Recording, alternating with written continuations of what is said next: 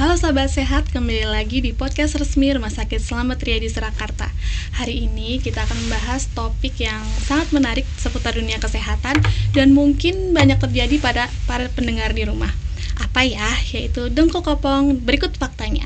Kali ini narasumber kita adalah seorang profesional di bidangnya, yaitu Dr. Kurniawan Silalahi, spesialis ortopedi konsulen hip and knee.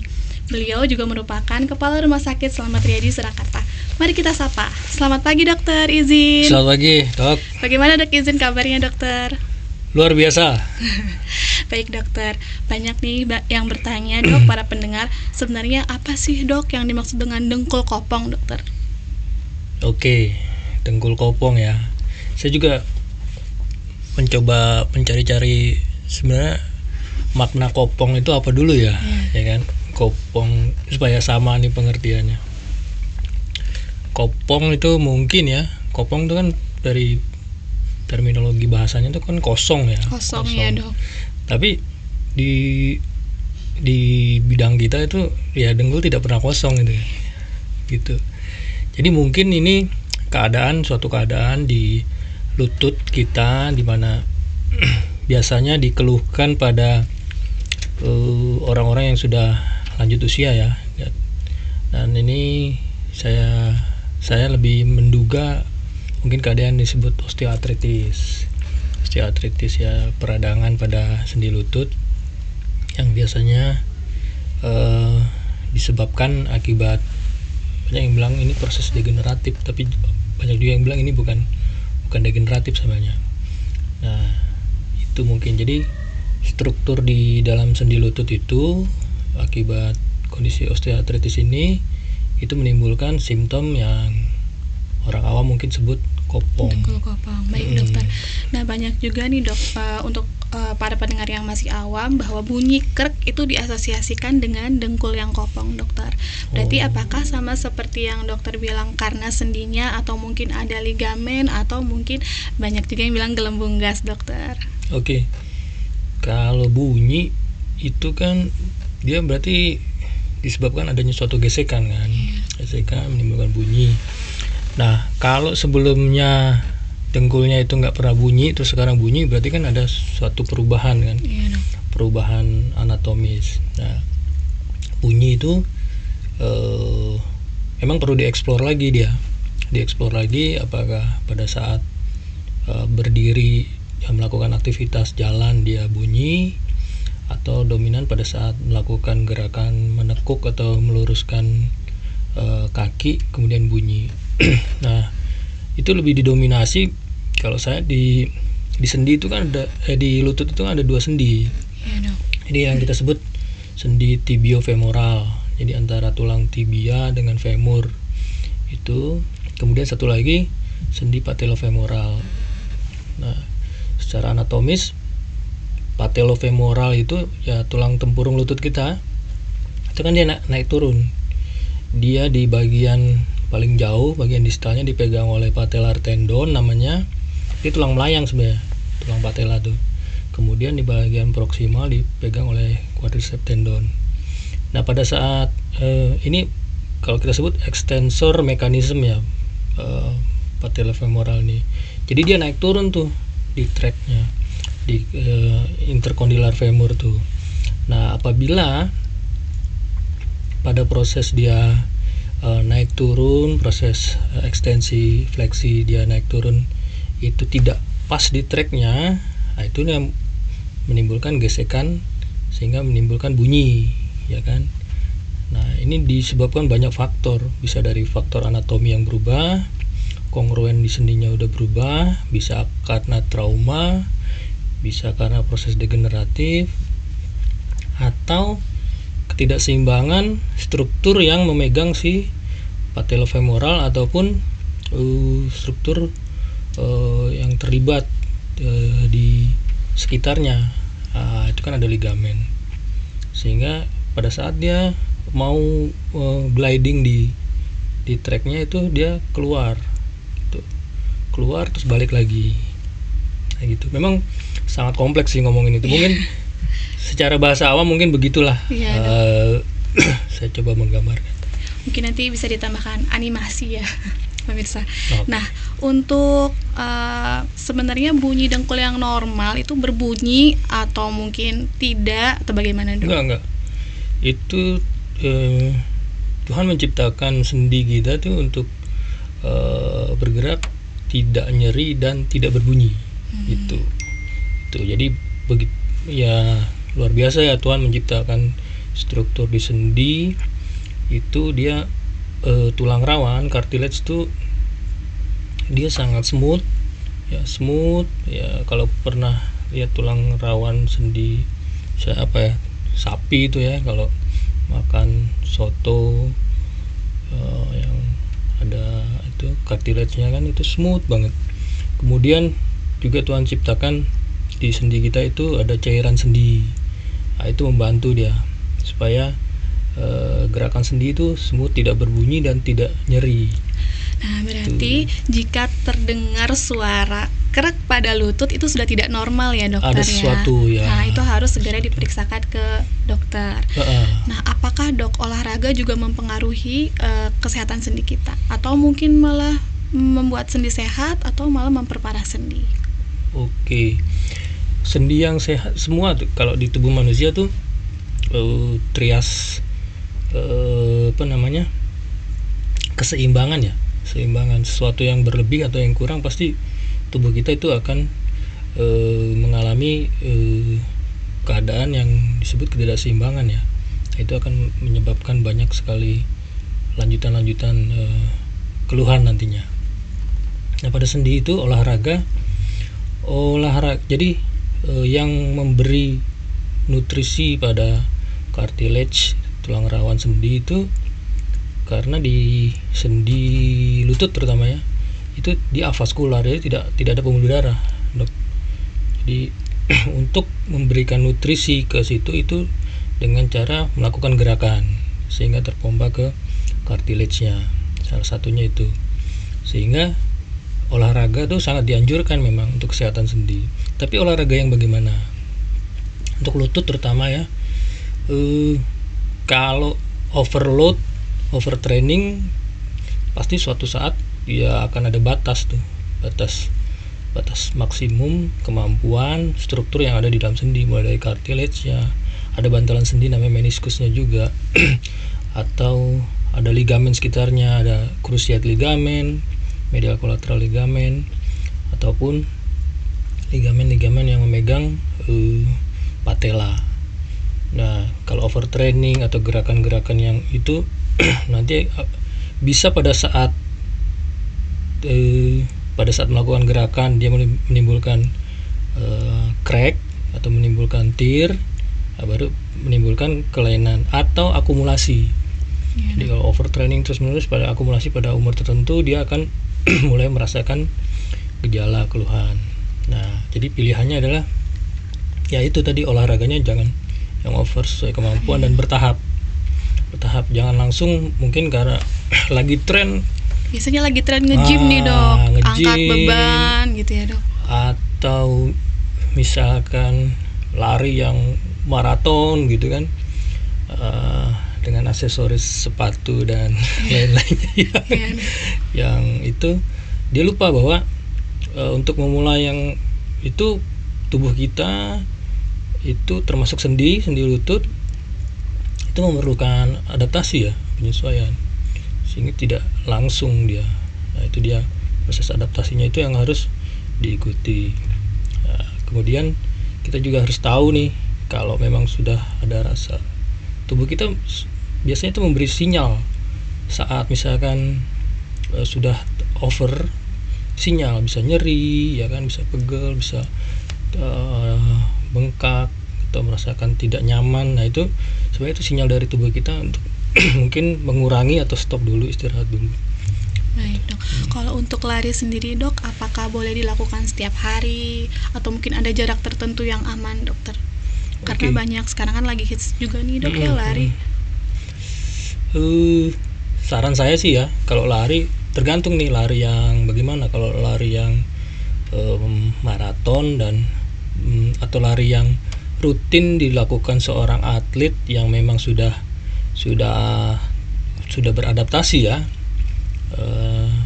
dia sih rutin oke. Cuma mungkin perlu diselingi dengan istirahat dulu, ya kan, istirahat 1 hari baru selanjutnya dilakukan kegiatan lagi lari. Atau bisa dipilih ya dari lari kemudian dia memilih besoknya dia dengan berenang. Itu sangat friendly banget tuh untuk sendi lutut terutama ya. Dan sendi-sendi lainnya, hip juga, spine juga, itu perlu waktu dia untuk istirahat. Tetap harus diistirahatkan ya pemirsa, dan diimbangi dengan olahraga yang lain, jadi nggak cuma lari aja ya dokter. Kemudian dok, apakah nih dok, dengkul yang kopong ini diasosiasikan dengan kurangnya kalsium di dalam tubuh dok? Apa hanya kalsium atau mungkin ada komponen lain yang berperan dokter? Kalau memang terminologinya tadi kopong itu adalah yang saya sebut awal tadi, proses yang dinamakan osteoartritis, ya kan, peranan kalsium di situ sepertinya tidak terlalu ada hubungannya ya dengan yang terminologi dengkul kopong tadi sebenarnya. Dan kalaupun memang kalsium itu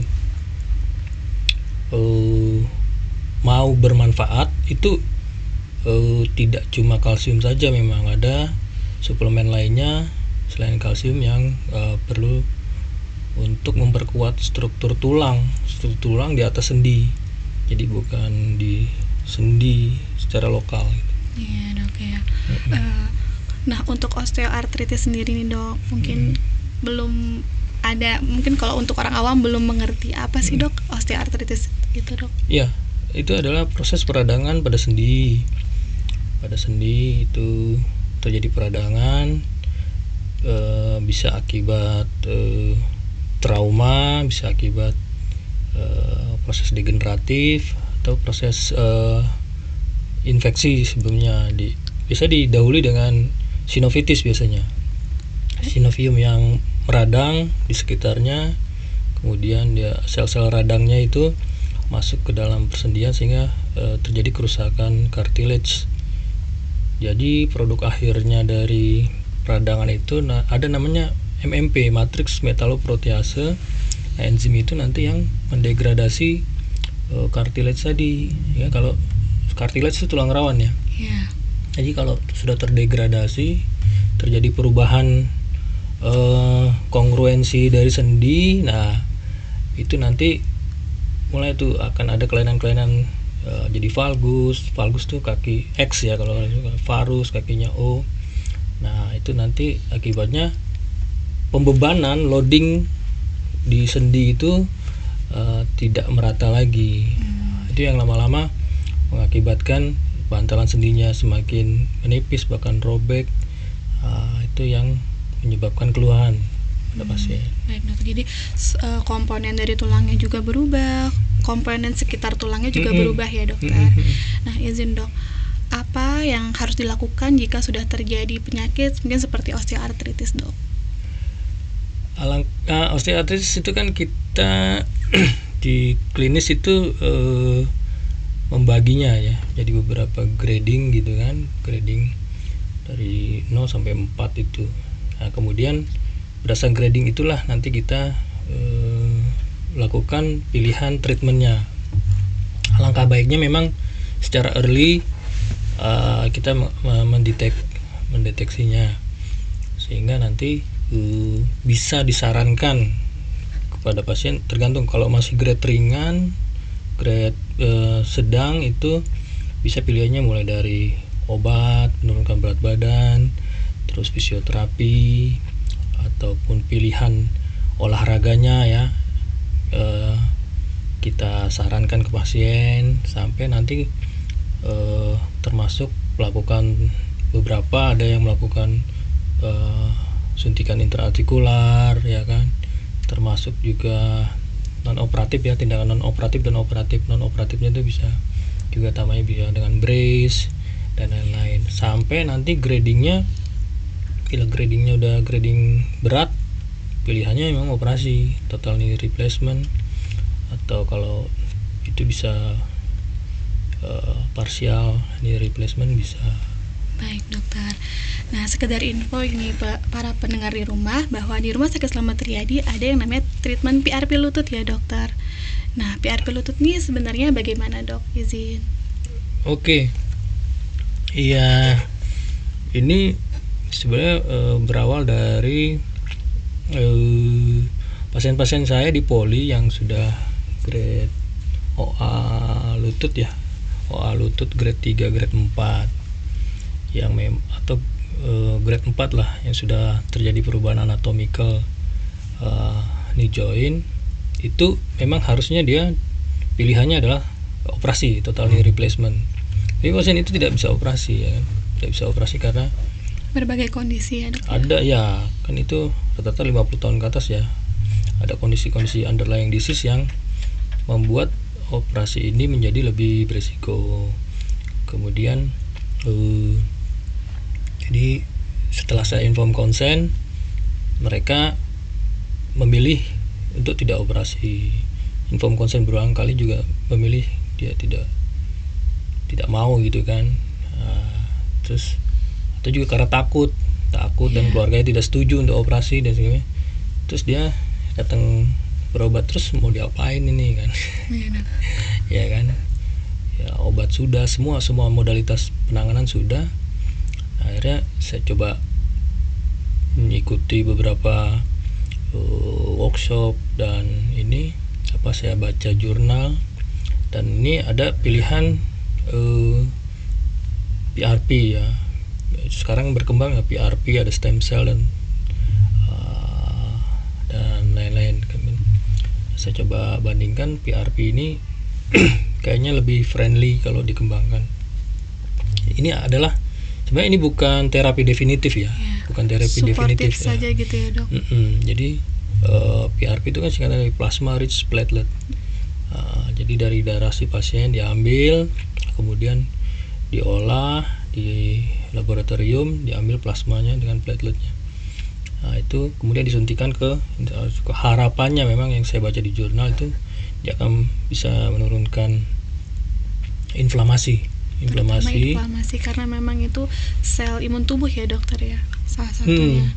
Jadi menurunkan inflamasi, kemudian plateletnya itu di platelet itu kan banyak growth factor. Memang tadi harapannya memang growth factor itu bisa merangsang cartilage yang rusak. Cuma memang itu sekali lagi itu bukan terapi definitif ya, bukan terapi definitif. Gitu. Baik dokter. Nah, sebelum terlanjur bermasalah nih lututnya dok, apa yang sebaiknya kita lakukan nih dok pencegahannya? Mungkin apakah bisa medical check up, kemudian dilakukan pemeriksaan laboratorium, ronsen apa dok, dan kemudian apa lagi dok? Iya, bisa konsultasi dulu. Kalau di rumah sakit ini Slamet Riyadi kan banyak kan pasien-pasien tentara ya. Tentara biasanya early dia, OA-nya early kan, karena repetitive use dan yaitu latihan, apalagi pasukan-pasukan yang dulu riwayatnya di riwayat pasukan tempur ya, dia terjun latihan dan lain-lain, sehingga dia early itu OA knee joint-nya gitu kan. Nah, langkah baiknya dia memang melakukan deteksi awal, sehingga nanti bisa kita kalau lebih awal lebih mudah gitu kan, untuk mengarahkannya, pilihan olahraganya apa, kegiatannya gimana, bagaimana, apakah perlu dilakukan fisioterapi ya kan, sehingga bisa berdiskusi. Nanti kita bisa kasihkan beberapa suportif untuk pasien itu, seperti itu. Baik dokter. Dan mungkin di Rumah Sakit Slamet Riyadi ini juga ada tes epigenetik ya dokter.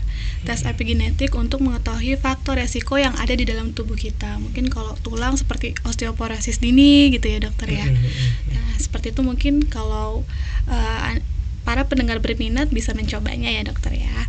Dan izin dok, apakah dok tanda lutut yang tadi sering berbunyi ini akan menimbulkan lutut yang cepat rusak, dan kapan wajib ke dokter untuk diterapi dokter?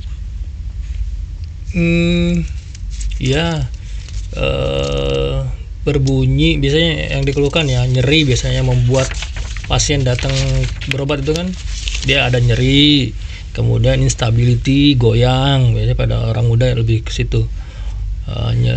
Kalau orang-orang tua dia nyeri ya kan, terus rasa nggak enak, berbunyi kan. Kalau pada orang muda yang datang ke klinik tuh instability, biasanya lututnya goyang ya kan, goyang biasanya dia habis kegiatan olahraga misalnya futsal atau apa, terus dia ada gerakan-gerakan impact atau trauma dengan sama pemain.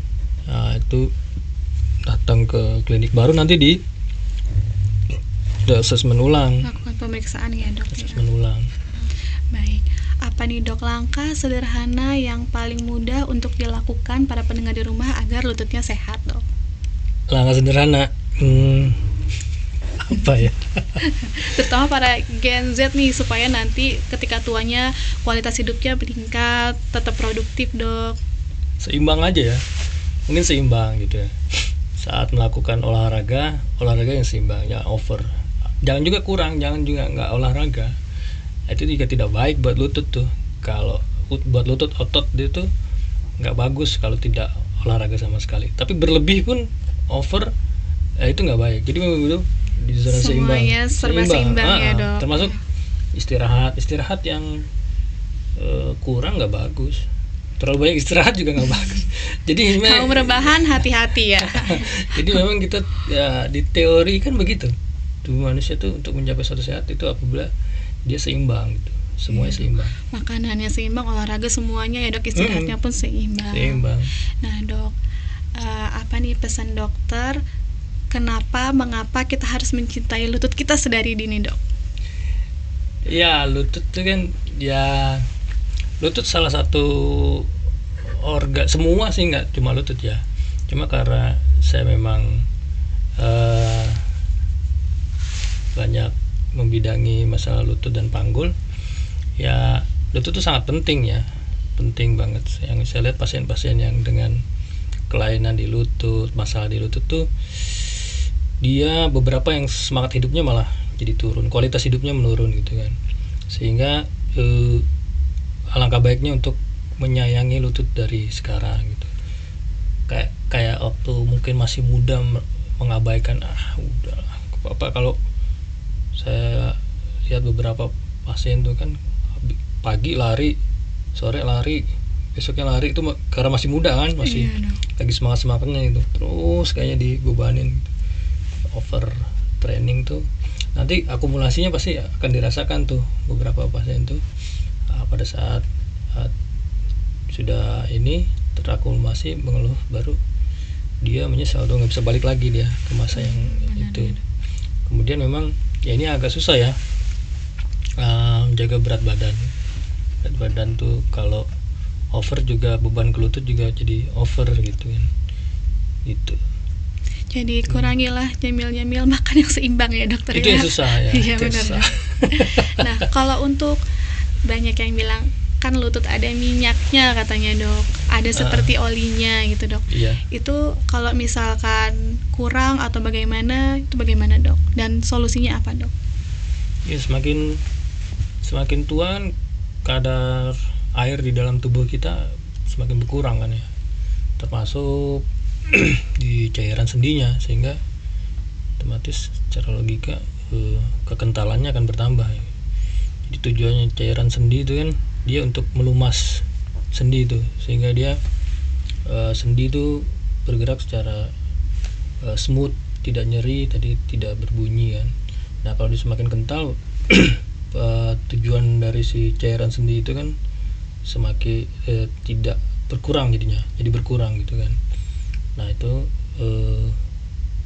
makanya cairan sendi itu diperlukan untuk sendi kita dalam melakukan aktivitas. Baik dokter, banyak juga yang menanyakan nih dok, apakah bisa dengan suntik sendi katanya dok, seperti itu untuk menambah cairan pada sendi dok? Ada beberapa modalitas untuk dalam menangani osteoartritis ini. Salah satunya dengan menambahkan hyaluronic acid dan turunannya ke dalam sendi. Tujuannya tadi itu mungkin di awam sering tuh pasien-pasien saya bilang habis disuntik Suntik di oli.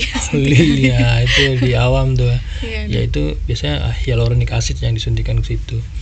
Nah itu tergantung dari kondisi si pasien sih ya, kondisi pasien dia apakah masih pada fase akut. Biasanya itu diawali dengan sinovitis, yang saya lihat ya, yang saya perhatikan tuh diawali dengan sinovitis dulu tuh.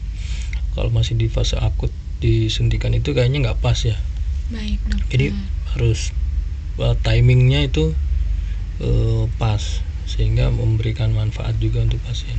Tetap harus kita jangan asal minta suntik ya pemirsa, tapi kita harus cek dulu ke dokternya, nanti ditentukan ini layaknya apa ya dok, baiknya apa ya dokter. Baik dokter, terima kasih banyak atas waktunya dokter. Ya, terima kasih. Semoga dapat bermanfaat untuk para pemirsa di rumah dan dapat diterapkan ke kehidupan sehari-hari sehingga nanti kualitas hidup akan bertambah dan produktivitas tetap terjaga ya dokter ya. Oke. Baik, salam sehat selalu, sampai bertemu di podcast selanjutnya.